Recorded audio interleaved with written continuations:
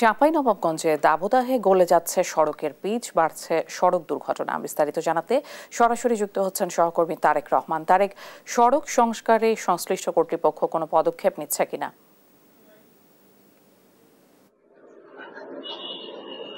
ইসিকা সম্প্রতি যে টানা তাপদাহ বয়ে গেল চাঁপাইনবাবগঞ্জের উপর দিয়ে, এই তাপদাহের কারণে চাঁপাইনবাবগঞ্জ সোনা মসজিদ মহাসড়ক এবং চাঁপাইনবাবগঞ্জ রাজশাহী মহাসড়কের বিভিন্ন স্থানে কিন্তু গর্তের সৃষ্টি হয়েছে এবং রাস্তার পিচ গলে গিয়ে কিন্তু ঢিপের সৃষ্টি হয়েছে, উঁচু নিচে সৃষ্টি হয়েছে।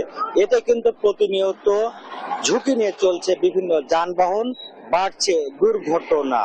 আপনাকে বলে রাখি, সম্প্রতি সময়ে কিন্তু তাপদাহের পরে যখন ঝুঁকি বেড়ে গিয়েছিল, তখন থেকে কিন্তু চাঁপাইনবাবগঞ্জের সড়ক ও জনপথ বিভাগ কিছু কিছু এলাকা সংস্কার করেছে এবং কিছু কিছু এলাকা এখনো কিন্তু উঁচু নিচু রয়ে গেছে। এতে কিন্তু বিশেষ করে যারা বাইক চালক আছে, ইজি বাইক চালক আছে, অটোরিকশা চালক আছে বা সিএনজি আছে, এসব ছোট ছোট যে 3 চাকার যানবাহন গুলো আছে, সেই যানবাহন গুলা কিন্তু দুর্ঘটনার কবলে পড়ছে।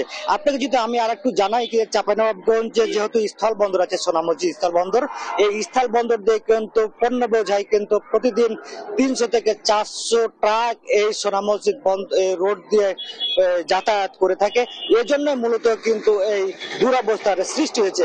আমরা একজন স্থানীয় বাসিন্দার সঙ্গে কথা বলতে চাই, তার কাছ থেকে জানতে চাই যে আপনি তো স্থানীয় বাসিন্দা, আপনি একটু বলবেন কি এখানে আসলে সমস্যাগুলো মূলত কি কি এই সড়কে? এই সড়কে মূলত সমস্যা হলো যে যখন গরমের সময় আসে তখন রাস্তার মাঝে উঁচু নিচু হয়ে যায়। আমরা যারা সাধারণত চাঁপাইনবাবগঞ্জ থেকে সোনা মসজিদ যাতায়াত করি, প্রায় সে দুর্ঘটনা ঘটে থাকে। তাই এটা সংস্কারের জন্য আবেদন জানাচ্ছি।